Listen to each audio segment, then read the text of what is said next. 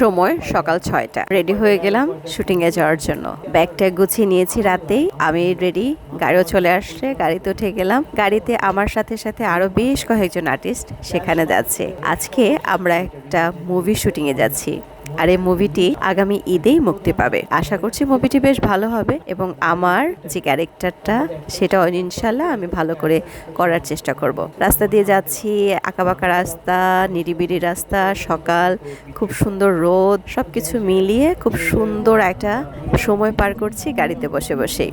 আর হাতের ঝিলের পাশ দিয়ে যখন যাচ্ছিলাম, এই পরিবেশটা যে কি ভাল লাগছিল। কৃষ্ণচূড়া ফুল, জারুল, বকুল সব কিছু মিলিয়ে নদীর ঢেউ যেন অন্যরকম একটা ভাইব দিচ্ছিল।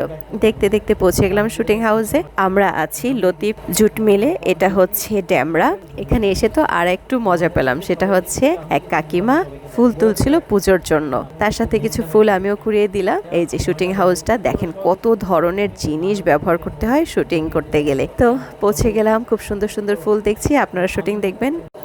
আজকে শুটিংয়ের আরও বেশ কয়েকটি ভিডিও আমি আজকে আপলোড করব। আশা করি প্রত্যেকটা সময় আপনাদের খুব ভালো লাগবে, ভালো কাটবে। দোয়া করবেন আমার জন্য।